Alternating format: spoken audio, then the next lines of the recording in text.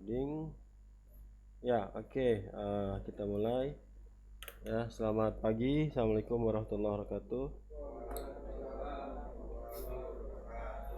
Ya, kita lanjutkan kuliahnya ya. uh, Jaringan saraf tiruan, jaringan saraf tiruan. Minggu keberapa kita? Minggu ke-7. Kelihatan ya? Kelihatan nggak? Kelihatan ya. Jaringan saraf tiruan, apa namanya, minggu ke-7 ya. Minggu ke-7,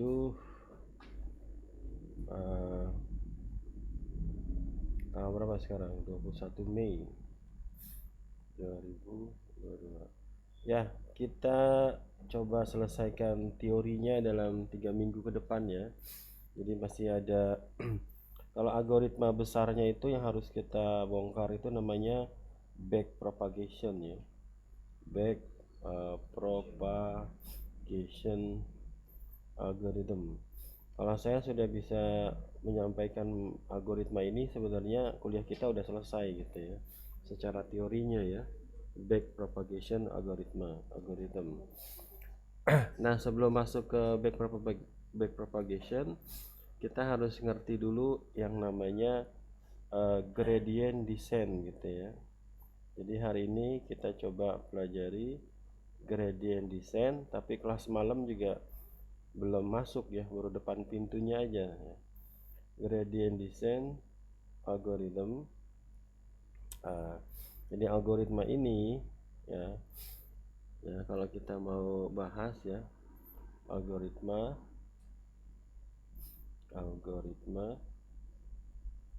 yang digunakan untuk ya mengupdate parameter gitu ya, untuk mengupdate parameter.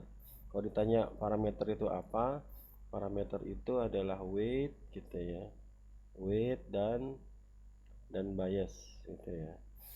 Nah, ketika Anda ngerjain UTS ya, itu udah mengerjakan ini gitu ya, sudah melakukan hal ini tapi dibantu dengan TensorFlow Playground gitu ya. Nah, nanti sebelum ke gradient descent, maka ada beberapa hal juga yang harus kita pahami ya. Yang pertama, nanti kita harus paham yang namanya error ya. Kita paham error, dari sini dikembangkan menjadi cost function gitu ya. Cost function ya. Jadi urut-urutannya seperti itu. Nah, hari ini kita coba pahami dulu apa yang dimaksud dengan error gitu ya, error ya. Nah, jadi kalau kita pelajari sejauh ini, model yang kita pelajari itu baru model yang namanya apa? Perceptron gitu ya, perceptron. Nah, jadi nanti model-model selain perceptron ya, kalau perceptron ini ibaratnya adalah satu neuron gitu ya, satu neuron ya, ibaratnya hanya single layer perceptron lah ya, single layer perceptron, di mana dia apa namanya, ada satu neuron, kemudian neuron-neuron menerima inputan gitu ya, X1 X2, katakanlah ini adalah biasnya gitu ya. Ya. Kemudian nanti di sini ada fungsi-fungsinya. Nah, sebelum masuk ke model yang lain, saya akan bahas error gitu ya di model perceptron ini ya. Nah, kalau Anda lihat di WA grupnya, itu saya kasih ya, apa ya, contekan lah ya, apa namanya, ada di situ. Nanti kalau misalnya saya agak-agak lupa, ini contekan saya gitu ya. Ada berapa, ini sebenarnya dari video ya, kalau Anda mau cari di internet banyak di YouTube. Nah, jadi saya coba jelaskan versi saya aja ya, mungkin lebih sederhana lah ya. Nah, jadi perceptron ini ibaratnya kalau kita coba pahami, uh, apa namanya, kita mencoba membuat sebuah sistem yang smart gitu ya, yang bisa di situ nanti kita katakan memprediksi gitu ya. Maka nanti yang paling sederhana namanya adalah binary classification gitu ya. Ada konsep namanya adalah binary classification gitu ya. Di binary classification ini domain dari machine learning yang bicara tentang klasifikasi, tapi hanya binary, hanya dua value, hanya dua nilai gitu ya. Hanya dua nilai, two value klasifikasi. Nah, berarti kalau gampangnya, kalau kita punya data gitu ya. Kalau kita punya data, nah, di sini ada data gitu ya. Kemudian datanya ini punya X1, X2 gitu ya. Ada data pertama, data kedua, data ketiga, data keempat, dan selanjutnya.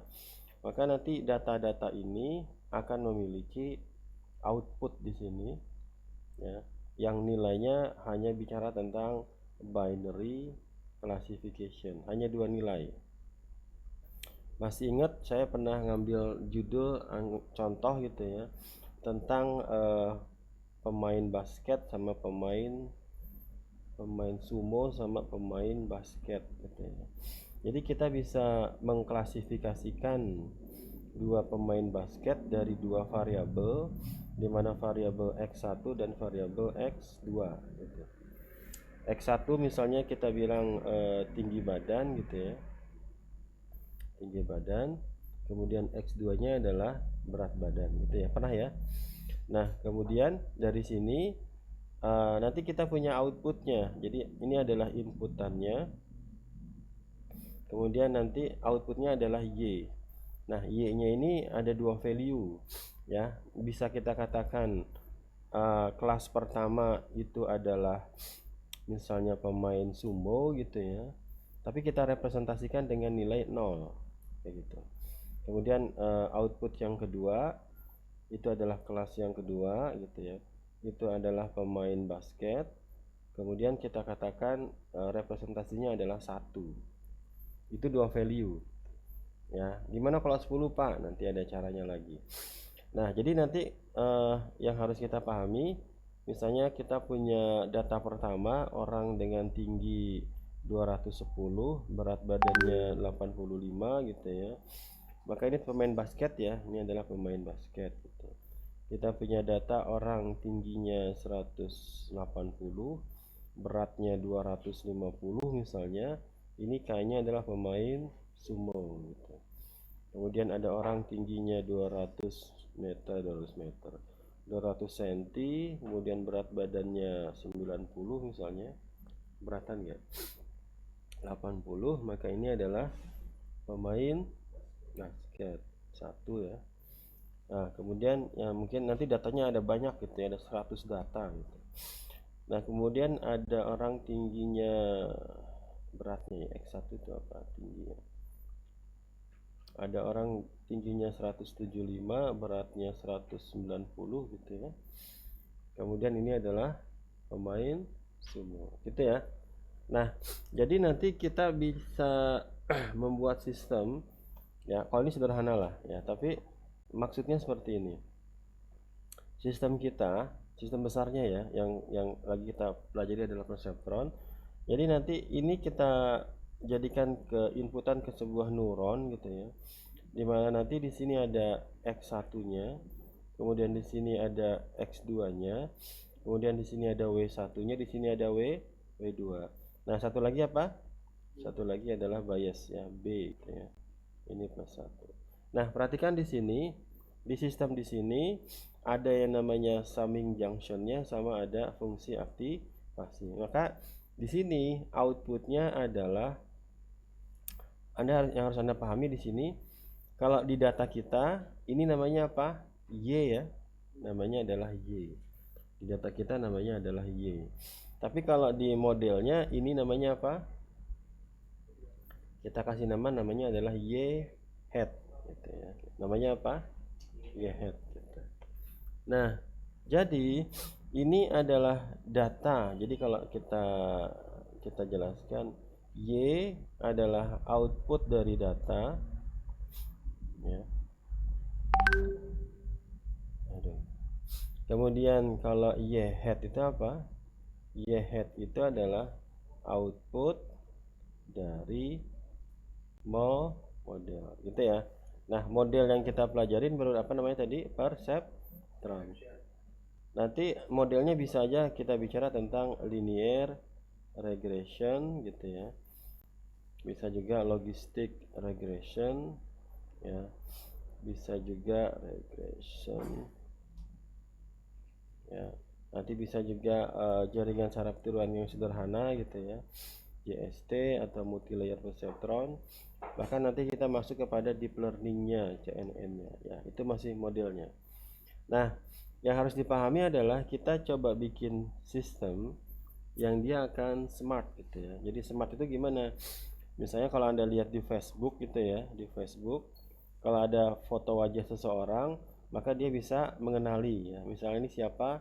Dia Aldi misalnya, ya. Itu yang dimaksud dengan uh, output dari modelnya, ya. Output dari model. Coba kita hitung nilainya. Bagaimana mendapatkan nilai Y, Mas Aldi? Bagaimana mendapatkan nilai Y? No. Nilai Y dapatnya dari mana nilai Y?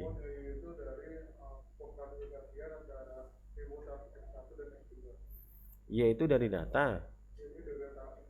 Kalau data dapatnya dari mana? Dari observasi. Kalau Y ini adalah output dari data. Ya, input data. Oke, gitu ya. Jadi kalau ini hasil observasi, ya. Ini adalah hasil observasi. Observasi apa? Kita catat, ya, orang dengan tinggi segini, ya, dia termasuk yang mana. Sekarang coba kalau Y head gimana cara ngukurnya Y head?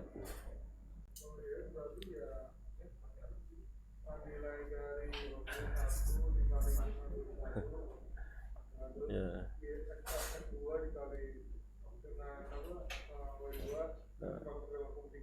Ya.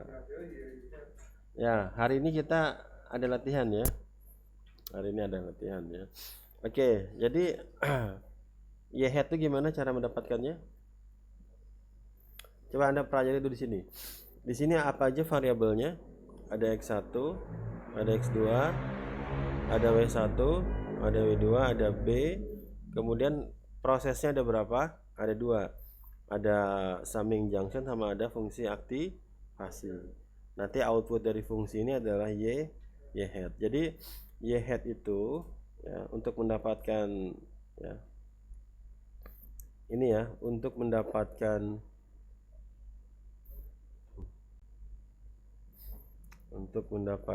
Y head, ya. Apa itu Y head? Y head adalah output dari model, ya, atau ini dikatakan sebagai apa? Sebagai prediksi. Oke, coba Anda nanti ini saya kasih latihan nih. Tadi sistem perseptornya gimana? Ada satu neuron, ada berapa inputan? Contoh kita ada dua, ada X1 sama ada X2. Satu lagi apa? Satu lagi adalah bias. Tapi di sini ada apa? Ada W1, di sini ada apa? Ada W2, di sini ada apa? Ada B, ya. Ini nilainya +1. Nah, di neuronnya ada berapa proses?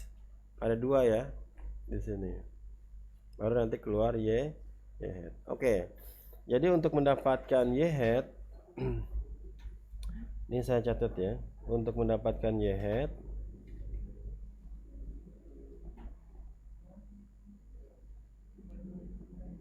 ya, ada berapa proses? Yang pertama apa? Yang pertama adalah summing junction. Oke.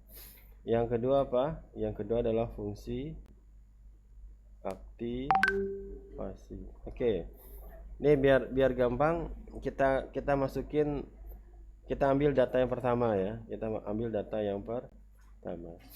Data yang pertama, X1-nya berapa, X2-nya berapa, Y-nya berapa. Coba kita ambil nilainya. X1-nya berapa? Nih, berapa di? 210, 85, 1 ya. Berapa? 210, 85, 1. Oke, nah. W1-nya berapa? W2-nya berapa? B-nya berapa? Nah, ini parameternya ya. Kita inisialisasi ya. Inisialisasi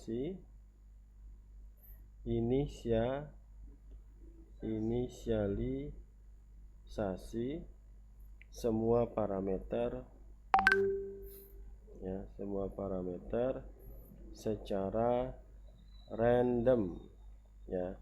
Apa yang dimaksud dengan parameter? Parameter kalau di kasus kita apa?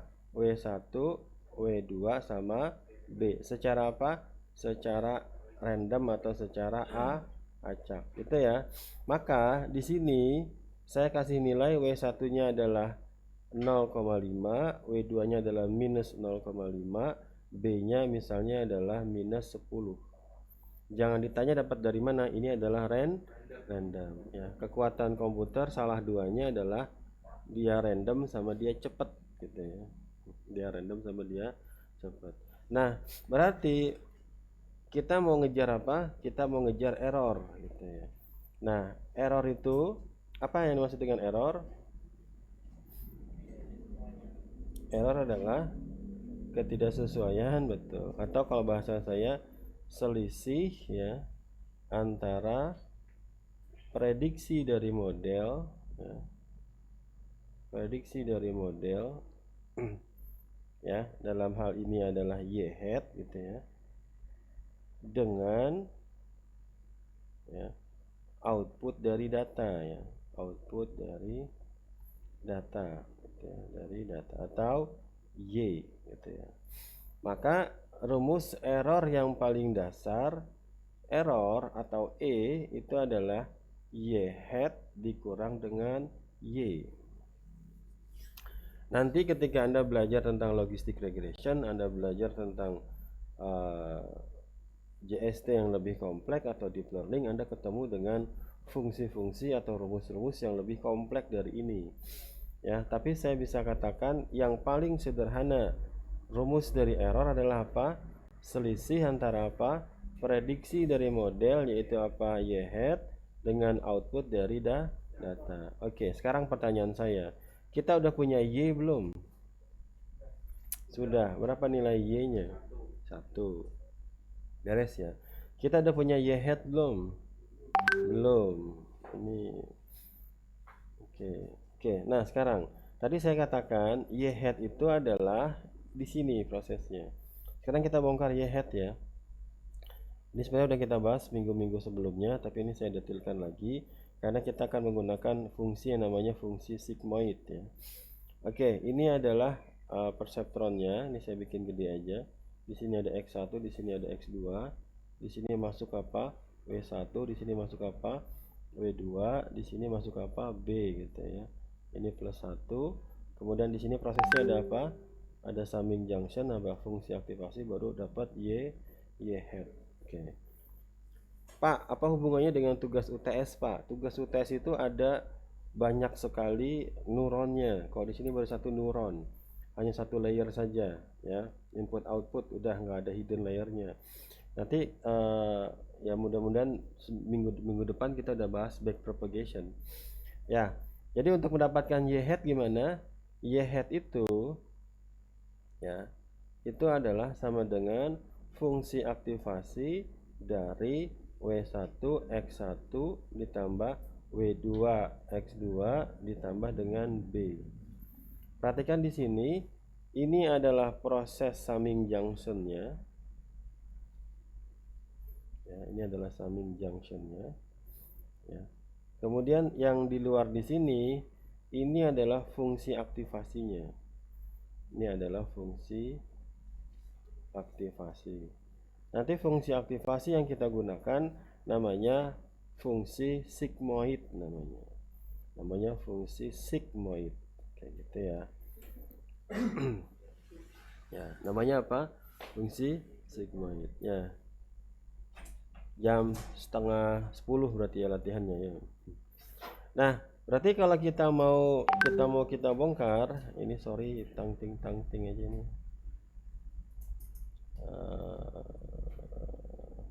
Ya, oke. Ya nggak apa-apa lah. Ini atau WA-nya saya matiin aja ya. Oke ya. Kita lanjut di sini. Jadi yang pertama ini apa? Ini yang pertama ya, atau ini ya. Ini adalah langkah yang pertama. Ini adalah langkah yang kedua. Jadi langkah pertama apa rumusnya? Langkah pertama itu adalah summing junction. Summing junction itu apa, Pak? Summing junction itu adalah W1 dikalikan dengan X1 ditambah dengan W2 dikali X2 ditambah dengan B, gitu ya. Ada orang bilang ini adalah H theta X, gitu ya. Seperti itu. Berarti dari datanya W1-nya berapa? Yang tadi yang kita tentukan 0,5. Nanti latihannya 15 menit saya kasih latihan ini ya. 0,5 dikali dengan X1, X1-nya berapa? 210. Ini adalah 200. Ini dikali ya. 210 ditambah dengan W2-nya berapa? Minus 0,5 dikalikan dengan X2, X2-nya berapa? X2-nya 85 ditambah dengan B, B-nya berapa? B-nya minus 10. Dah, coba dihitung berapa tuh?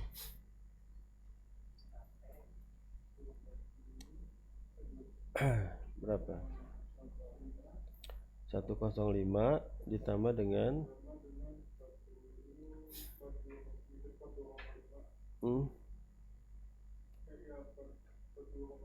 42,5 ya, dikurang dengan minus 10. Berarti 105 dikurang dengan 52,5. Berarti berapa?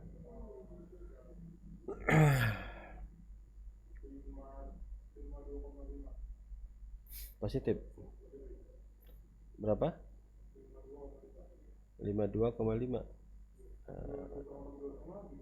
Ya. Ini kalau ditambah 52 berapa? Ya, 52,5 plus ya. Oke. Nah, perhatikan di sini. Ini adalah hasil dari summing junctionnya, gitu ya. Itu baru fase yang pertama. Fase yang kedua apa? Fase yang kedua yang ini nih ya. Jadi hasil dari summing junctionnya menjadi inputan dari fungsi sigmoid. Belum pernah kan saya bahas tentang fungsi sigmoid ya. Nah sekarang kita bahas tentang fungsi. Apa yang dimaksud dengan fungsi? Fungsi dalam matematik dan fungsi dalam pemrograman. Fungsi adalah sebuah entity yang memiliki inputan, yang memiliki proses, dan memiliki apa? Output. Kayak gitu ya. Nah, yang Anda harus pahami di sini, kita akan menggunakan fungsi yang namanya adalah fungsi sigmoid, gitu. Nanti fungsi sigmoid kita inputnya ini adalah W1 X1 ditambah W2 X2 ditambah dengan B. Coba ini dipahami dulu. Fungsi sigmoid inputnya adalah W1 X1 tambah W2 X2 tambah dengan B. Nanti dimasukkan dalam proses di sini. Nah, nanti prosesnya apa, Pak? Prosesnya itu adalah rumus dari fungsi sigmoidnya itu sendiri. Gitu ya. Nah, biasanya kalau biar kita mudah, summing junction ini kita representasikan dalam sebuah variabel yang namanya misalnya adalah Z. Ya, maka Z adalah W1 X1 tambah W2 X2 tambah dengan B. Bisa diterima? Bisa ya. Jadi Z itu apa? Z itu yang ini. Ya, Z adalah W1 X1 tambah W2 X2 tambah dengan B. Nah, prosesnya adalah formula atau rumus dari fungsi sigmoid. Nah, rumus dari fungsi sigmoid adalah ya Z di sini. Ingat Z itu apa? Z itu adalah nilai yang di sini ya. Rumusnya adalah 1 dibagi dengan 1 ditambah dengan E minus Z. Rumusnya seperti ini. Ya. Nanti ketika Anda latihan harus menggunakan rumus yang ini. Tapi nanti kalau turunannya saya nggak. Kalau ini masih gampang lah. Itu apa? Bilangan natural ya. 2,7. Nah, fungsi sigmoid itu ya ini yang kalau mau dicatat yang mana Pak? Ini nih rumusnya. Rumusnya apa? 1 dibagi dengan, berarti kalau kita bikin lengkap gimana Pak? Rumusnya adalah 1 dibagi dengan 1 ditambah dengan E minus dari W1 X1 tambah W2 X2 ditambah dengan B. Kayak gitu ya. Oke. Nanti dari fungsi ini akan menghasilkan apa? Output. Ya, akan menghasilkan apa? Akan menghasilkan output. Nah, output dari fungsi sigmoid ini itu unik gitu ya. Nilainya hanya di antara 0 sampai 1. Jadi fungsi ini kita gunakan karena sesuai dengan kebutuhan kita. Kebutuhan kita adalah kita pengen punya nilai, kalau dia enggak 0 dia 1. Kan gitu. Ya. Tadi kita pengen bikin sistem yang mana yang hanya memiliki 2 nilai, kalau enggak dia 0 dia 1. 2 value kayak gitu. Maka fungsi sigmoid ini kita gunakan karena karakteristik dari output fungsi sigmoid adalah nilainya di antara 0 sampai 1. Oh, berarti ada nilai 0,5 Pak. Ada. Jadi kalau kita gambarkan fungsi sigmoid itu gambarnya seperti ini. Ya, ini apa? Ini adalah nilai 0. Ini nilai berapa? Ini nilai 1. Ini perhatikan di sini. Fungsi ini adalah nilai Z-nya. Ya, variabel independennya adalah Z. Z itu apa? W1 X1 tambah W2 X2 ditambah dengan B. Tapi fungsi ini berarti inputnya ya. Z ini inputnya. Ini misalnya nilai 1, nilai 2 gitu ya, nilai 3, nilai 4, nilai 5 sampai tak terhingga. Ini berapa? Minus 1, minus 2, minus 3, minus 4 tak terhingga. Nah, perhatikan di sini. Di sini ada nilai berapa? 0,5. Nanti saya lihatin grafiknya. Perhatikan di sini. Fungsi sigmoid punya karakteristik seperti ini. Dia akan berasimtot dengan nilai Y sama dengan 0 ya. Asimtot itu berarti tidak pernah ketemu ya. Maka dia grafiknya seperti ini. Grafiknya seperti ini. Dia ketemu di 0,5, di 0 di sini, kemudian naik lagi di sini. Ya. Nah, nanti di sini dia berasimtot lagi sampai ke atas di sini. Nah, yang perlu dipahami adalah coba di sini ada berapa variabel? Ada 2 ya. Yang merah ini namanya adalah fungsi sigmoidnya. Berarti dia simbolnya seperti ini. Ya. Nah, simbolnya seperti ini. Nah, yang di X-nya apa? Z ya. Ini adalah Z, ini adalah nilainya. Coba sekarang kita masukin ke rumusnya. Misalnya saya bilang nilainya adalah, ini berapa nilainya? 1 ya. Atau jangan 1 lah, 2 ya. Kita ambil 2. Kita ambil Z sama dengan 2. Kita ambil Z sama dengan 2. Maka rumusnya gimana rumusnya? Sigmoid Z sama dengan 1 dibagi dengan 1 ditambah dengan E pangkat minus Z. Z-nya berapa? Kalau Z-nya 2, di sini 2. Ingat, Z ini adalah nilai dari W1X1 tambah W2X2 tambah B. Kenapa nggak langsung contoh yang tadi Pak? Oke. Yang tadi berapa? 52,5. Coba masukin di sini 52,5. Berarti nanti rumusnya kalau kita masukin ke nilai di sini berapa? 52,5. Maka rumusnya berapa? 1 dibagi dengan 1 ditambah dengan E minus dari 52,5. Berarti sama dengan berapa? 1 ditambah dengan 1 ditambah dengan 1 dibagi dengan E pangkat minus 52,5. E itu berapa? 2, sekitar 2,7 ya. Ya, berarti nilainya berapa di sini?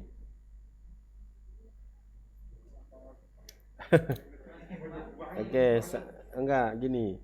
Coba itu adalah bilangan natural ya, nilainya sekitar 2,71 gitu ya. Oke, ini saya potong